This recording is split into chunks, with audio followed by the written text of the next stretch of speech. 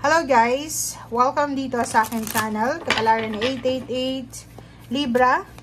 Alamin natin ang last 2 weeks ng January para sa inyong lahat. Ito ay general reading, pwede kang makaresonate. Gamitin mo ang iyong intuition sa panonood.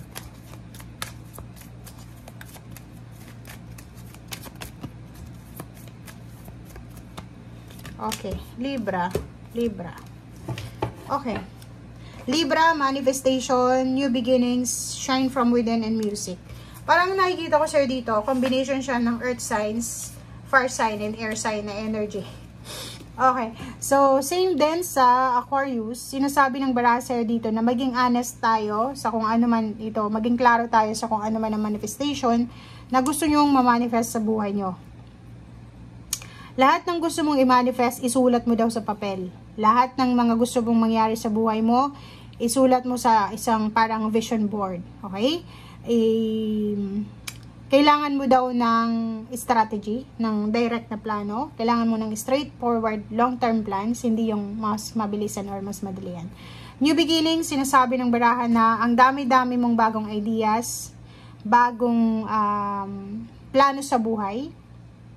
May mga iba sa inyo dyan, Libra, na buntis, magbubuntis, or pwedeng yung iba, may bagong ideas, business or work.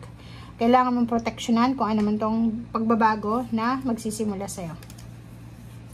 If ever man napapasok ka sa bagong trabaho, magsisimula ka ng bagong business, kailangan mong ipakita kung ano yung kakayahan mo. Okay? Huwag ka nang mahiya. Huwag ka nang mahiya. Alisin mo yung hiya-hiya na yan. Shine from within.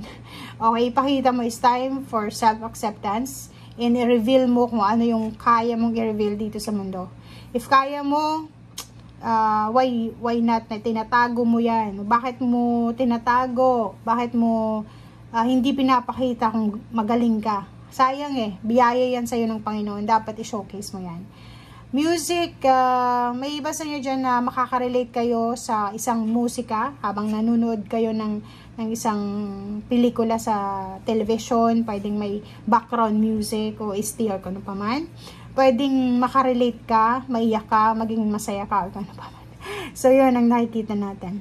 May iba din dito sa inyo na bagong ideas like bagong buhay, bagong pag-asa, bagong buhay, bagong taon. May Libra dito na parang siya, magsisimula siya from zero. Zero, hindi ito yung zero talaga na walang-wala. Ito yung mindset lang. Siguro matagal kang naging single, tapos bigla kang mag-aasawa, or matagal kang may asawa, bigla kang nakipaghiwalay. So, new life, new environment, new world, na parang sisimulan mo sa 2024.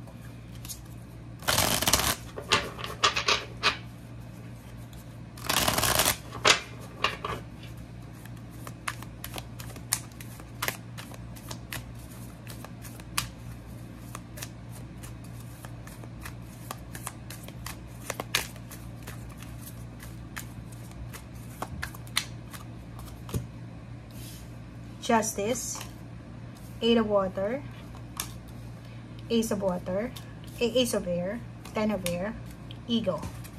Okay, Libra. Mayroon ka ditong bagong trabaho na pwedeng permahan. Meron ditong kung may batas or may kaso kang kinakaharap, pabor sa'yo yung batas. Meron ditong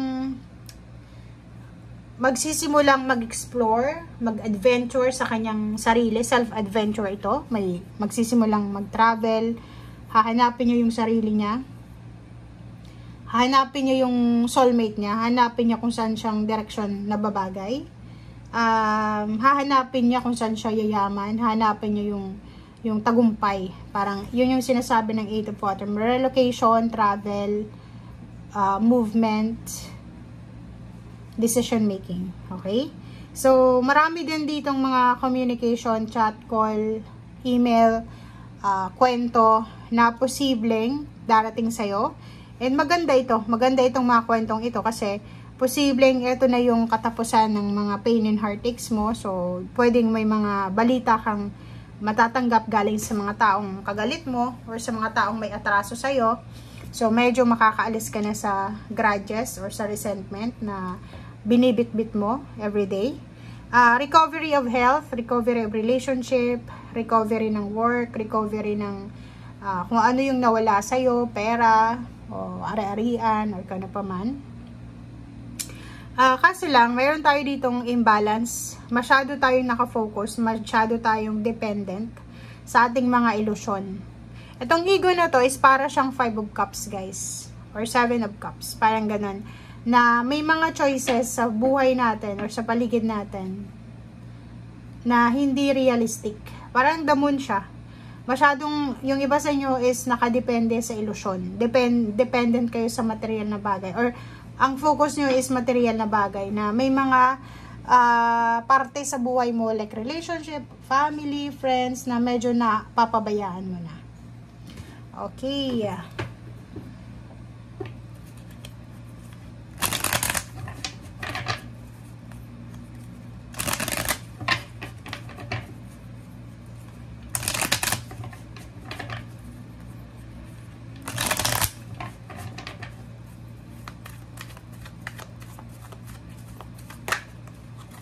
Okay. So, yun.